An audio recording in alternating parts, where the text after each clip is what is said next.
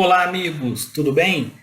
Meu nome é Pablo Cruz, eu vou ministrar para você agora que pretende o cargo de soldado da Polícia Militar de Minas Gerais, a matéria de Direito Penal Militar.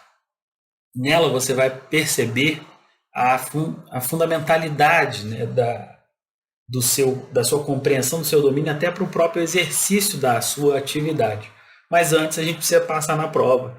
E aí, o que a gente pretende nesse curso é só ocupar você com frases, com afirmações que tenham efetivamente aptidão para serem exploradas em provas objetivas, né? Pensando na sua aprovação. Então, antes eu vou falar rapidamente, vou me apresentar rapidamente. Logo vou traçar um plano mínimo de metas aqui. O nosso curso envolve uma dinâmica diferente, ele é diferenciado porque ele efetivamente quer facilitar o seu trabalho, de modo que você consiga obter o máximo de informação possível no menor tempo cabível, mas não encher você com tanta informação a ponto de você não conseguir dar conta do recado. A gente propõe metas semanais justamente porque sabe que a maioria das pessoas não tem muito tempo para ficar divagando em temas da seara jurídica. E é fundamental que você saiba pelo menos aqueles temas que têm realmente propensão para serem colocadas numa afirmação e não serem anuladas posteriormente. Então é assim que a gente vai eleger os assuntos, né? Pensando que você às vezes está no ônibus ouvindo, nem está conseguindo às vezes assistir a imagem, a gente usa o recurso visual, mas a gente quer deixar também a possibilidade de você poder ouvir essa aula, caso você não consiga assisti-la. E as aulas são desenvolvidas dessa forma, né? E aí é muito fácil manter o controle de qualidade. Aí quem quiser me conhecer, pode pegar outras aulas aí que eu já lecionei em outros cursos, disponíveis em plataformas aí. Pega o ano, pega a prova do ano seguinte, para você observar o que a gente tem falado em sala tem caído, graças a Deus, nas provas, e os alunos, mais importante, têm acertado. Como eu sempre falo, você não pode se dar o luxo de errar a questão que você sabe, você não está autorizado a isso. Basicamente, então, eu sou defensor público federal, já exerci o cargo de delegado de polícia na Polícia Civil de Minas Gerais, já fui professor substituto na Universidade Federal de Juiz de Fora, lecionei em cursos de pós-graduação, em cursos preparatórios para concurso, já fui assessor jurídico criminal de uma vara no Tribunal de Justiça do Tocantins, já estou aí desde 2007, né, lecionando a matéria de Direito Penal Militar e Processo Penal Militar, Direito Processual Penal Comum, Direito Penal Comum, Criminologia, Direito Constitucional. São essas as áreas que eu aprofundei, me debrucei. O direito constitucional é uma paixão e é importante para todas as disciplinas. E aí, dentro do possível, a gente vai fazer interdisciplinariedade para que você possa já aproveitar o que você conhece, porque a maioria dos alunos que vem estudar a nossa disciplina, penal militar, processo penal militar, já tem uma breve noção ainda do direito constitucional. Então a gente sempre resgata para a gente usar o método dedutivo, né? Sair do conhecido para chegar no desconhecido. Então, se você nunca teve contato com a matéria, fique tranquilo, a gente vai fazer uma abordagem que garanta isso, mas já imediata para o que você precisa saber, que raciocínio você precisa ficar treinado para já ler a afirmação e acertar. E aí, nesse contexto, a proposta de separação de temas em semanas visa justamente garantir que você tenha um conteúdo reduzido para conseguir repetir mais vezes a apreensão. Às vezes você se depara com materiais excelentes, né, de páginas e páginas, conteúdo praticamente que exaure o programa, muito bom isso para quem tem tempo, mas na véspera você percebe que muito do que você leu não foi apreendido, e aí você às vezes corre, né, e aí às vezes na véspera que você sabe como é que é o mecanismo de estudo inteligente. Às vezes é a véspera da prova que te força assim, a fazer um estudo inteligente. E inteligente é o princípio da eficiência, né? Atingir o máximo de resultado com o menor tempo possível. O menor custo possível. E o tempo custa. E aí, para que a gente elabora uma aula em vídeo prioritária e faz um PDF esquematizado, para que você, olhando o PDF, você lembre das aulas. E aí você faz essa linha de coleta de informações passadas, né? Onde uma fração temática, uma palavra te dá o gatilho para você lembrar todos os detalhes. Isso é importante também para as provas abertas, redação, oral, né? Quando, né, o concurso eventualmente explora isso. Mas pensando aí no seu cargo de soldado na Polícia Militar, a gente vai justamente falar aquilo que pode ser cobrado em prova objetiva. Até dogmaticamente a gente pode usar a doutrina quando ela é pacificada. E, aliás, aos poucos a gente vê aumentando o número de questões que o sujeito que só lê o código não vai resolver. E ler o código só é perigoso, né? Um código de 69 precisa ser relido à luz da Constituição. Ele foi recepcionado de sua maior parte, mas há artigos que precisam de uma interpretação conforme. Como tem examinador que gosta, aí o Centro de Recrutamento e Seleção da Polícia Militar de Minas Gerais, volta e meia coloca questão com caso concreto. Não adianta muito você só ter lido, se você nunca teve contato. Você não vai pegar livros e livros para ler de direito penal militar. Até porque a ideia é essa, eu vou tentar fazer a síntese de tudo que eu já li aí, que realmente seja importante para a sua prova de primeira fase, para que você possa ser aprovado e possa exercer esse cargo tão valoroso que envolve aí a instituição da Polícia Militar de Minas Gerais, que é uma instituição que eu tenho muito apreço, aprendi a admirar, principalmente na época que fui delegado em Manga, lá no norte de Minas. Percebi logo de início que se a Polícia Civil e a Polícia Militar não se entrosassem, a gente não ia conseguir dar conta ali da segurança pública.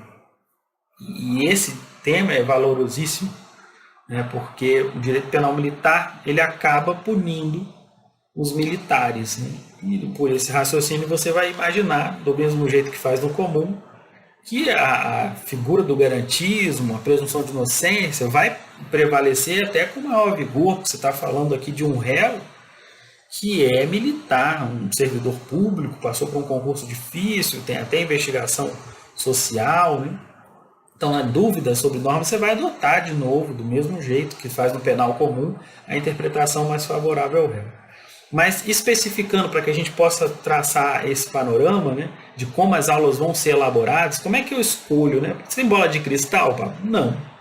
Se eu tivesse, eu não poderia estar dando aula, porque bola de cristal seria o quê? Conhecer os caras da banca, para ele me falar as questões e eu falar para vocês. Mas é possível você inverter a lógica de uma pessoa que está reprovando em prova para começar a ser aprovado na prova, quando você para de pensar como candidato. Essa é a dica mais importante que eu ouvi na minha época de estudante, antes de passar no primeiro concurso. Quando eu passei no concurso de delegado, eu tinha 23 anos de idade, mas antes de formar, eu já estava tentando fazer e estava reprovando à vontade, porque eu fazia um monte de concurso, até para ter experiência. E aí a gente vai aprendendo bastante, né? Sendo reprovado, você vai aprendendo como é para ser reprovado. Depois que você fica bom de ser reprovado, aí você começa a enxergar outros detalhes que são importantes para você deixar de seguir essa trilha da reprovação e passar a ser um candidato aprovado. E aí, basicamente, isso passa por deixar a mentalidade de candidato e parar, na hora de estudar, parar para pensar como se você fosse o examinador. Pega o Código Penal Militar para estudar, você começa a ler, vou tentar memorizar aqui, vou tentar entender. Lógico, esse é um primeiro passo. Tentar entender, compreender, para quem nunca teve. Mas para quem já teve, Pablo, eu já estudei várias vezes, já li o código. Não consigo. Para de ler o código como se fosse um candidato. Passe a ler o código como se fosse um examinador. Se você tivesse que elaborar uma prova agora de direito penal militar, com questões que não sejam suscetíveis de recurso, para que, né, o gabarito preliminar seja o mesmo definitivo. Se é um professor, seria um professor, sim, mas o professor também tem algumas limitações. Ele precisa fazer uma prova que a maioria do gabarito seja correto, para que seja mantido o gabarito. Bom, eu vou pegar o código. Então, começa a ler os artigos se eu fosse fazer questão. É isso que eu vou fazer na aula para você, né? Mas eu sei que tem um momento que você vai ler, e aí você pode ampliar o que eu estiver falando.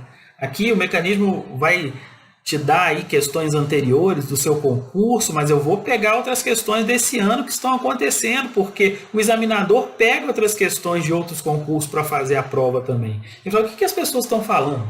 O examinador é um professor, né, na maioria das vezes, da matéria, ele está lendo artigos, aprofundando, mas na hora dele fazer a prova, ele tem que fazer um freio de contenção, falando, não, agora eu vou fazer uma prova aqui, objetiva, então não tenho muito espaço aqui para caminhar, né? Então passe a ler dessa forma, com essa visão. Eu sempre falo da cruz, né? Você tem que ter fé, óbvio, na cruz aqui, mas não é no sentido da fé, embora eu acho que seja importante. Cada um é livre para expressar a religião que bem entender, livre para ser ateu. A gente vive num estado laico e não convencional, todo mundo cansado de saber disso. Mas por que eu falo da cruz? É porque a cruz, ó, de cima para baixo, você vai olhar as últimas provas do cargo que você está querendo. É uma análise retrospectiva. Vai servir muito para extrair o perfil da prova que te espera. Mas a gente não sabe se essas pessoas que fizeram aquelas provas anteriores será a mesma que vai fazer a sua prova de agora. Mas sabe que elas, ainda que sejam as mesmas, vão tentar fugir dos temas que ela já colocou, ou fugir da própria questão, embora ela goste do tema, ela vai investigar outro assunto. Então você acaba usando a retrospectiva até para eleger os assuntos. Simpatiza com isso aqui, é importante para a profissão, deveria ser o norte do examinador, né? Não é o que ele gosta, e sim o que você precisa para trabalhar, mas infelizmente nem sempre essa lógica se aplica. Então você tem que ser mais objetivo, você tem que ser frio, é a arte da guerra, né? Isso aqui tem muita utilidade, a policial militar pode se separar, não importa muito. A gente tem que saber passar na prova. E aí você vai ter oportunidade, tempo para depois estudar para ser um bom policial também. Lá já na academia de polícia vai ter oportunidade de fazer isso. Agora, quando eu fiz a cruz de cima para baixo, também fiz para o lado. Por quê? Porque eu olho a retrospectiva do meu concurso, do meu cargo, das últimas provas. Agora, eu também posso ver outros concursos desse ano que cobram os pontos do meu edital. Lógico, você não vai ficar pegando provas aí que nem tem o tópico do seu edital. É isso que eu vou fazer também para eleger. Olha, esse assunto aqui tá bom, isso aqui teve alteração legislativa recente, né? Agora eu vou mexer, entendeu? Então é nesse sentido que a gente vai elaborar. É científico, a gente não vai expor todo o nosso critério aqui, porque a gente não vai, né, numa aula de bem-vindo já escancarar, porque a gente custou para chegar nesse método, mas você vai ver já na aula 1, né, como será essa abordagem. E aí o que a gente precisa saber, né, do conteúdo, né? Qual o programa que eu tenho para cumprir com vocês aqui? Não todo, né, mas o que eu preciso acertar as provas, é bem objetivo, né? O que eu tenho que falar na sala de aula? Todo o direito penal militar? Vou falar bastante do direito penal militar, né? Porque eu não tenho limitação de tempo para fazer esse curso, mas eu quero te dar o máximo de informação possível no menor tempo. Por quê? Eu preciso garantir que você não perca tempo. Mas é importante mesmo, o que eu supra-assumo? Eu falar em sala de aula o que vai cair na sua prova. Então, se eu falar aqui 10 minutos e for as suas questões da prova, tá ótimo. Essas questões vão vir desse programa aqui. Na primeira semana, a gente vai estudar a aplicação da Lei Penal Militar. A aula já está gravada. Na segunda semana, e aí sempre, toda semana, a gente fala do conteúdo teórico e também grava questões sobre o tema. Na segunda semana a gente vai falar de crime. É lógico que é uma primeira abordagem, porque a gente vai trabalhar crimes em espécie. Então essa parte aqui é o crime, a parte teórica, que na verdade vai servir para você entender tudo que está daqui para baixo. Não adianta começar a estudar aqui a parte especial do Código Penal, crimes contra a administração militar, crimes contra o serviço e o dever militar, se você não tem a noção teórica. Vocês vão ver que o examinador gosta de caso concreto. E às vezes é a teoria que te faz tipificar corretamente o comportamento. Na terceira semana, concurso de agentes. Na quarta semana, penas principais acessórias à ação penal. Na quinta semana, extinção de punibilidade. Parece um tema pequeno, mas ele é até relativamente extenso. A gente vai objetivar o máximo para que você possa só gravar e apreender aquilo que tem chance de ser cobrado em prova objetivo. E aí a gente parte para os crimes em espécie, né? Crimes militares em tempo de paz, crime contra a autoridade ou disciplina militar, crime de serviço, contra o serviço e o dever, crimes contra a administração militar. E aí tudo que você estuda aqui, né, você fala, pô, isso aqui tem correspectivo no Código Penal Comum, é um aspecto muito importante. É o que cai muito em prova de penal militar, aquilo que é só do penal militar. Né? Não é só isso que cai muita coisa que é comum. A gente vai trazer até agora uma questão, já para a gente ensaiar, já começar esbarrando numa questão aí, já começar a trabalhar aí nesse bem-vindo, né? Mas você vai ver que boa parte das questões de direito penal militar são justamente daquela parte que é especial. Tem muita coisa que você aprende no direito penal comum que você vai aproveitar. Aliás, eu vou aproveitar aqui, justamente para a gente ganhar tempo. Então pode cair coisa que é idêntica no penal comum e no penal militar? Sim, mas dê preferência. Principalmente na véspera da prova, você vai ler justamente aquelas diferenças, que no fim do curso a gente provavelmente esgotará, né? Para que você chegue aí com sangue nos olhos, aí com a faca nos dentes. Seguindo então para esse planejamento, a gente então tem um planejamento aí de 9 semanas, né? E essa é a ideia, que você não tenha a pressa como seu inimigo, e sim como seu aliado. Como eu falei, é na véspera de prova, quando a gente vê que está meio sem tempo, que a gente começa a estudar melhor. Eu percebi isso muito, porque na véspera da prova, aí o que eu fazia?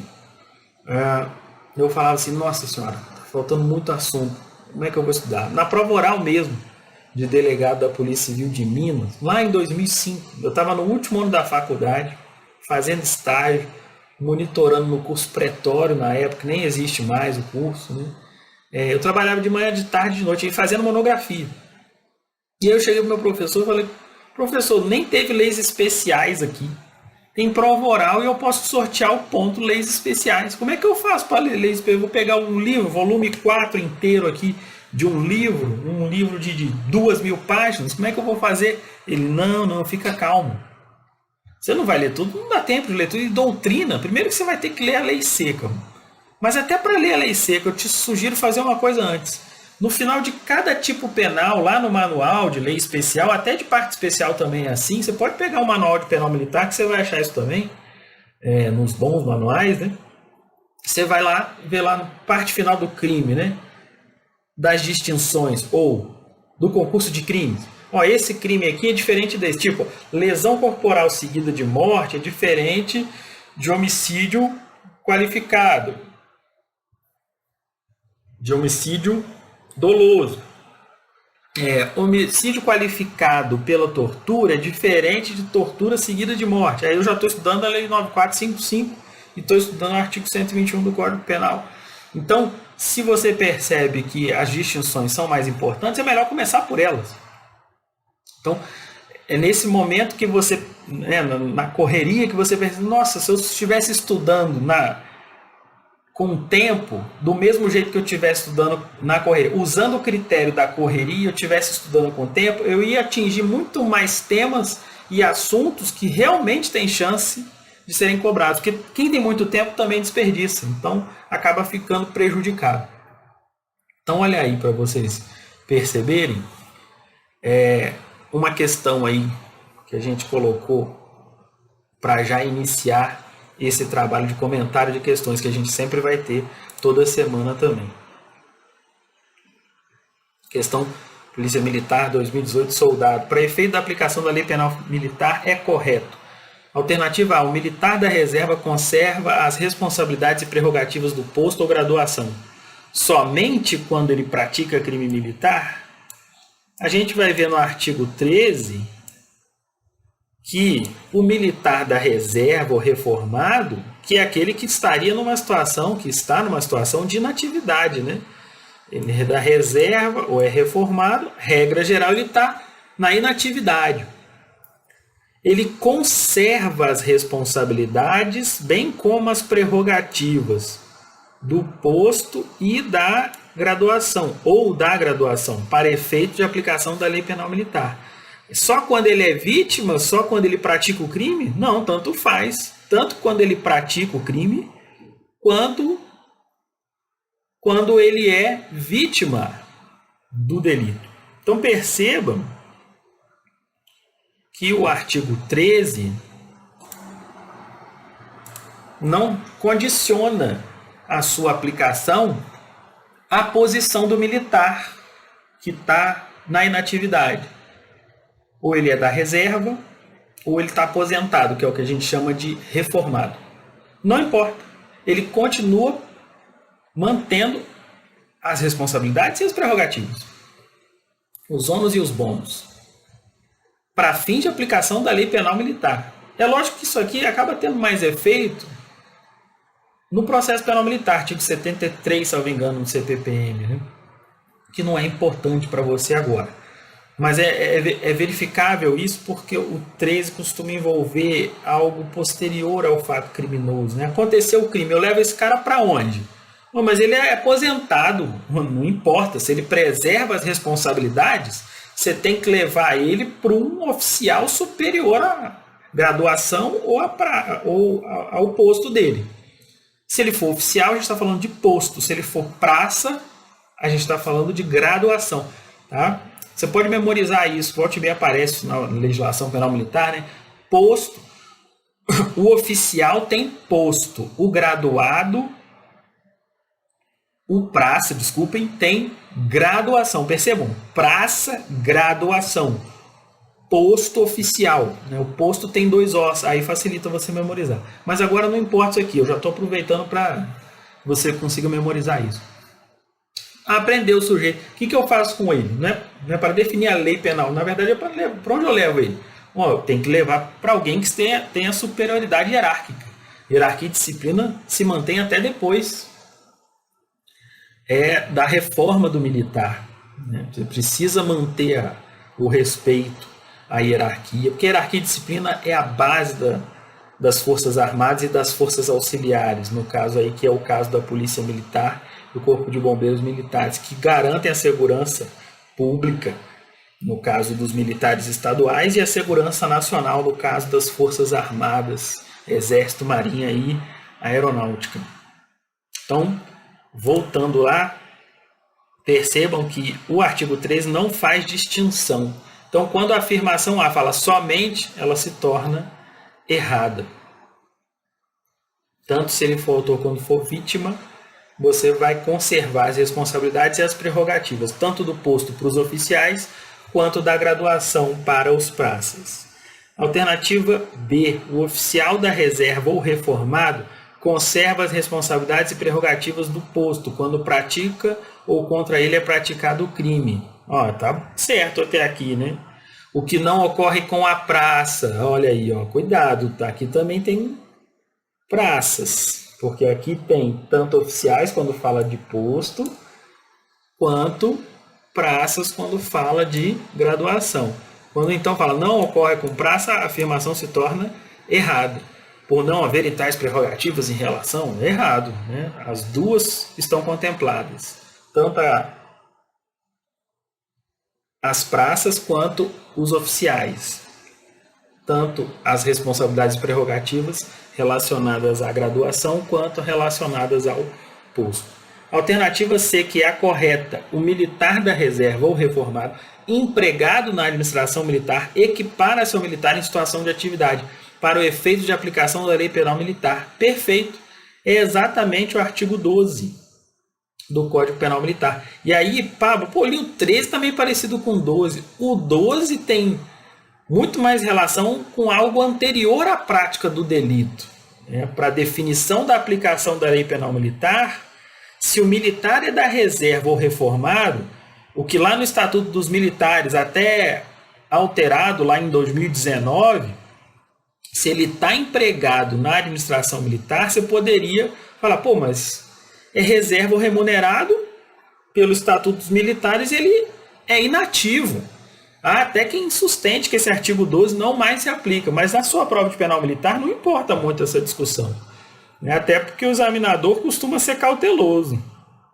Ele fala, para os efeitos da aplicação da lei penal militar, aqui ele não teve tanto cuidado, mas tem examinador que fala assim, nos termos do Código Penal Militar, para então não ter risco nenhum. Não está nem perguntando o entendimento que prevalece, está perguntando o que está escrito, né? Aqui não chegou a ser tão cauteloso, mas pela dicção da questão, percebe-se que o examinador está querendo a literalidade do Código Penal Militar e não da legislação administrativa. E aí, cuidado, que eu vi uma prova recente de outra carreira aí, que o cara, entre as alternativas, colocava, considerando a alteração recente relacionada à situação da inatividade, aí ele te induzia a erro, e a afirmação que ele estava falando da alteração legislativa uma afirmação, era uma das afirmações erradas. E aí, se o sujeito tivesse o candidato... Eu ouvi uma notícia desse negócio dos estatutos militares, hein? Pô, eu li um livro aqui, o meu livro de penal militar fala que esse artigo está superado, considerando os estatutos militares. E eu estou sabendo que em 2019 tem mais hipóteses de situação de inatividade ali restrita. Bom, então eu acho que é essa alternativa erra, né? Ouviu o galo cantar, mas não sabe aonde. O sujeito, às vezes, é melhor estar desatualizado, desinformado, não tendo conhecimento nenhum, do que ele ter um conhecimento parcial que induz ele ao erro. O melhor mesmo é você estar atualizado com a informação certa que tem chance para ser cobrado. A afirmação estava errada lá, envolvia estatutos militares.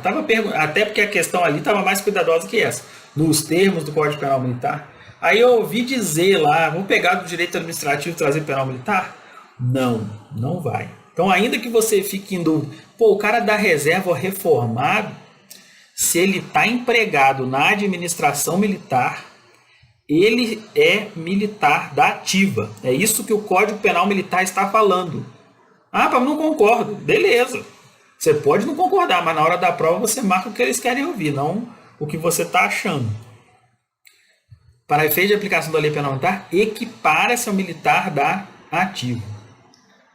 Então, isso aqui vai repercutir na tipificação de crimes, né, militares, né, porque você vai poder considerar o cara como um militar da ativa e, então, capitular o comportamento dele num crime militar. Perfeito? Perceberam a gravidade dessa afirmação? Isso está escrito no Código Penal Militar. Então, você pode ir tranquilo para a prova com essa dicção. E a alternativa D, para fechar aqui, o militar da reserva ou reformado não goza de prerrogativas do posto ou graduação relativas à aplicação da lei penal militar? Errado, né? Ele goza, sim, das prerrogativas do posto ou graduação relativas à aplicação da lei penal militar.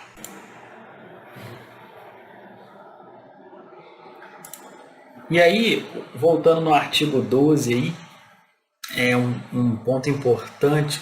Olha só, muita gente perde isso de vista, isso pode ser explorado em prova também, objetivo até, porque ele fala o militar da reserva ou reformado empregado na administração militar. Cuidado, aqui o empregado só se refere àquele empregado diretamente na administração militar. Em outras palavras, aquele militar da reserva ou reformado que foi convocado a prestar o serviço militar. Não é obrigatório, né? Ele não é aquele obrigatório inicial, né? Não deixa de ser um serviço militar obrigatório. Por quê? Porque às vezes o militar, né, digamos assim, ele aposentado, reformado, continua trabalhando, ele tem direito de fazer isso. E aí, uma empresa terceirizada, contratada através de licitação pela administração militar, contrata a empresa que é patroa, né, que emprega esse militar reformado. Aí esse militar voltou a trabalhar dentro de uma instituição militar. Por esse artigo aqui, ele seria empregado na administração militar e seria considerado militar da ativa? Não estou falando que ele não pode praticar crime militar, ele pode. Mas ele vai ser considerado militar da ativa para fins penais?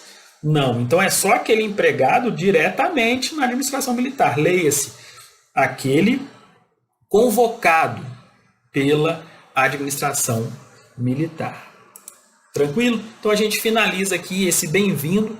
Eu espero que vocês façam o curso com a gente e, dentro do possível, que vocês façam críticas para a gente possa também atender o perfil que vocês esperam aí, mas lógico, o nosso objetivo maior é fazer vocês acertarem as questões. Agradeço a atenção de vocês, boa sorte e que vocês sejam aprovados. Um abraço e até mais.